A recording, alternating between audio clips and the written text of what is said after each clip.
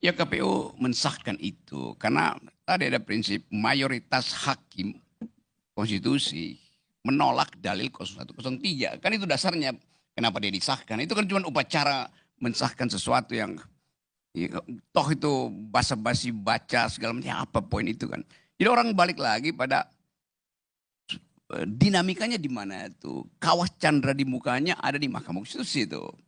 Dan itu yang menerangkan pada kita bahwa kita ingin ada suatu kualitas baru dihasilkan dari mahkamah itu.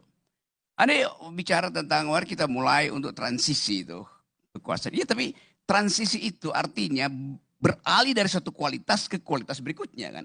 Itu cuma transisi itu. Waktu kita lakukan transisi, carry over di situ the illegitimate, apa namanya, illegitimate, apa ya suka yang tidak legitim itu anak haram konstitusinya itu ikut juga carry over ke situ kan. Jadi bagian-bagian yang disinyalir sebagai sesuatu yang buruk akhirnya carry over. Buktinya apa dia carry over? Besok 25 April, Hari Otonomi Daerah, Jokowi akan memasangkan lencana pada dua anaknya tuh. Satu Gibran, satu adalah Bobi itu. Jadi orang melihat, oh itu yang dilantik kemarin di Mahkamah Konstitusi di KPU tuh. Sebelumnya Ibu Iriana dikalungkan sendiri lencana oleh Presiden Jokowi. Lihat aja besok tuh 3. Jadi terhubung lagi yang kita sebut kesamar-samaran dari dinasti itu besok menjadi nyata. Kan dasarnya itu. Lalu kita bilang bahwa ya mayoritas sudah putuskan 5 hakim itu. Oh ya dulu juga itu waktu debat apakah bumi ini bulat atau datar itu debat antara Kopernikus dan Ptolemeus itu. Yang menang memang Ptolemeus. Bumi ini datar. Karena prinsip mayoritas Katolik nggak boleh diganggu doktrinnya. Kalau bumi itu bulat itu artinya ada sistem sonar lain yang mengatur-atur bumi itu. Jadi itu yang disebut apa namanya itu ada istilahnya dalam psikologi itu imitate the majority itu. Udah ikut aja gerombolan mayoritas kan. Itu juga yang menunjukkan 5 hakim itu ada the majority. Memang karena bagi mereka bumi itu adalah datar. Setelah disurvei. Karena tidak diberi pengetahuan bahwa kalau datar itu konsep-konsep alam semesta berubah. Susah. Sementara yang 3 itu mendalilkan sesuatu setelah mereka paham bahwa yang dimintakan pada 3 hakim ini adalah problem-problem terstruktur sistematis dan masif. Bagaimana buktikan itu? Dengan pikiran dia buktikan itu. Nggak boleh pakai pikiran. Lo mahkamah sendiri bilang boleh ada kamar kuantitatif, ada kamar kualitatif. Maka 3 orang ini memakai otaknya dengan bagus, mengikuti prinsip Kopernikan, sementara yang 5 memakai prinsip imitate the majority. Itu dasarnya kan. Maka disimpulkan oleh 3 hakim ini bahwa ada kecurangan di 60% pemilih kita. Di mana itu? Ya di kota-kota besar itu. Boleh nggak itu diterima? Nggak boleh diterima. Kenapa? Karena nggak bisa diverifikasi. Misalnya itu beras bansos itu masih ada nggak di keluarga miskin yang ada di Tangerang misalnya.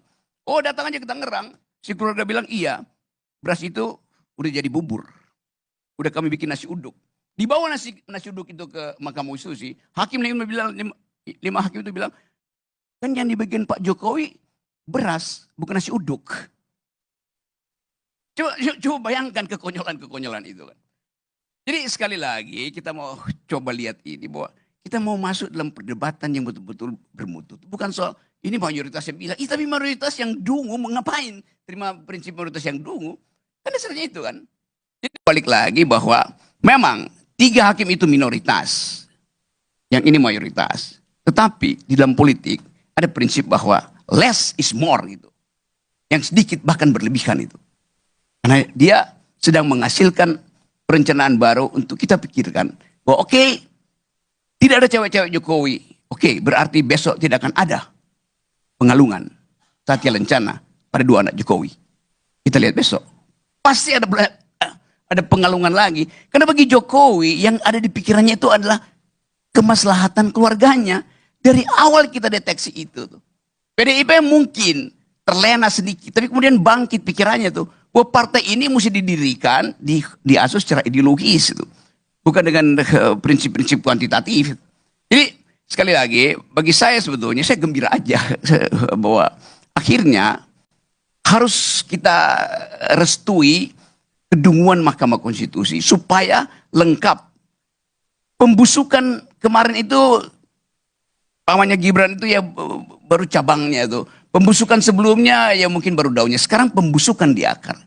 Dan memang diperlukan pembusukan sampai di akar supaya pohon itu tumbang. Setiap pohon yang tumbang itu akarnya tercerabut, itu justru kesempatan matahari untuk menyinari kembali bibit baru di situ kan. Jadi terang benderang pada kita bahwa Pak Jokowi sekarang cemas karena Prabowo berusaha memasukkan sebanyak mungkin partai politik. Padahal prinsipnya less is more itu. Kue yang sedikit itu mesti dibagi dengan Jokowi udah gak cukup akhirnya. Jadi saya kira cerdik juga Prabowo. Masuklah PDIP, masuklah Nasdem, masuklah semua itu. Akibatnya apa? Ya Jokowi tersingkir. Dia dapat bagian yang paling kecil di situ kan. That's politics tuh. Tapi buat kita bukan itu politik. Politik adalah upaya untuk mengembalikan moral, the morality of the public itu. Dan itu yang tidak mungkin kita peroleh hari ini. Jadi oke, selebihnya mungkin kalau ada persoalannya, kita anggap aja bahwa akan ada banyak keguncangan. Ada yang bergembira karena ini malam pengantin demokrasi. Tapi ada yang menganggap bahwa ini guncangan pertama pada kursi kekuasaan. Itu dasarnya kan. Malam pengantin artinya ranjangnya bergoyang, artinya ada kerusuhan hormonal. Tapi pada saat yang sama, ada yang akan mengguncang kursi kekuasaan. Karena itu, di dalamnya ada kerusuhan moral. Kita pilih, mau nikmati kerusuhan hormonal, atau kita mau lihat bagaimana kerusuhan moral itu akan menghasilkan Indonesia yang lebih bermutu. Assalamualaikum warahmatullahi wabarakatuh.